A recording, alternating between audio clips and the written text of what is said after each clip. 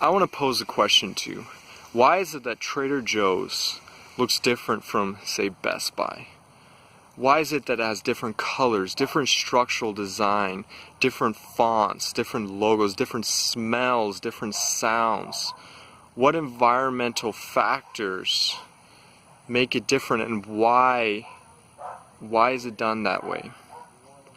Hi, my name is Nimai Griffith, and today I'll be talking with you guys about environmental psychology in retail space design.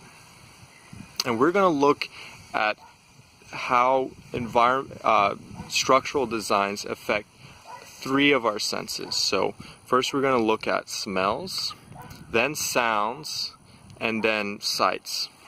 The APA released some research on the effects of smell on our buying behavior. So they looked at, in particular, citrus smell. So customers who were labeled as being more impulsive buyers would spend less when there was a presence of a smell.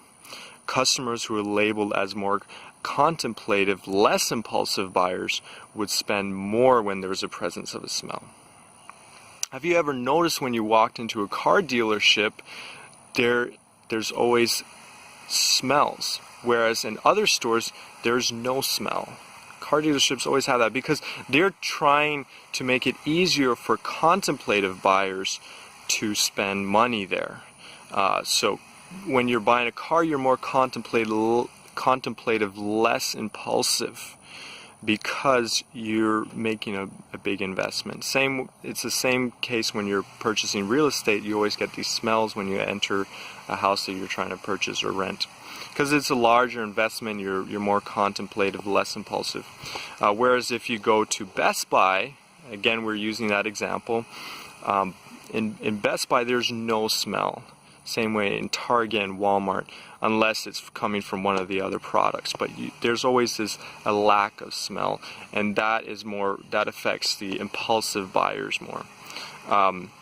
Next we'll look at sound. So in the same study, they found that the impulsive buyers spent less when there was a presence of music, they spent more when there's a presence of music. The impulsive buyers spent more. The contemplative shoppers spend less when there's a presence of music.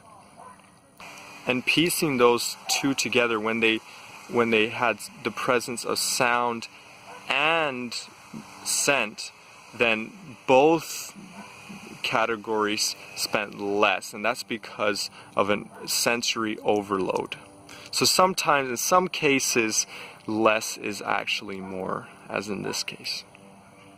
As an example of retail design is the Apple Store. Unfortunately, we don't have one in Gainesville, but if you've ever been to an Apple Store, you'll notice that they have this very bare bones approach to their structure.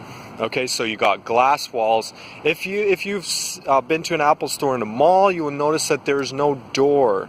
There's just an empty wall, a vacant wall, and that's their entrance. So they have this kind of open approach, bare bones, very little detail, and so it communicates trust to the customer. You'll notice when you're in an Apple Store, their laptops are angled back at a 70-degree angle.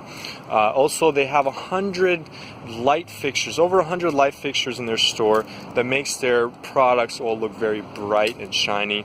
Also, when you're in the kids section, you'll notice that all the kids' accessories are at their eye level.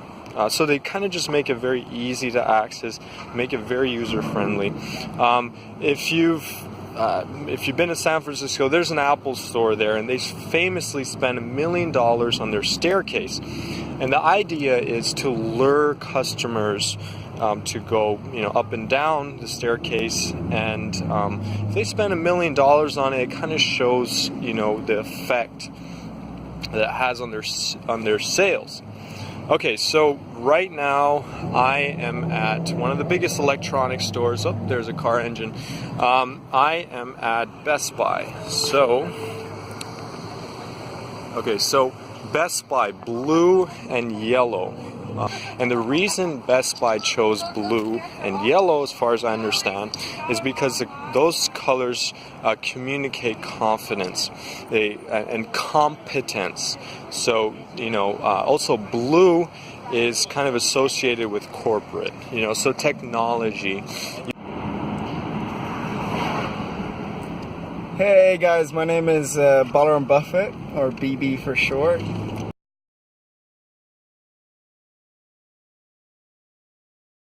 It's better to make a list and a plan of the things that you need to buy before going to the store, instead of just going there and being driven by your impulses. On our previous segment, my boy Nimai over here, he spoke about several things in front of a sports car wearing business casual.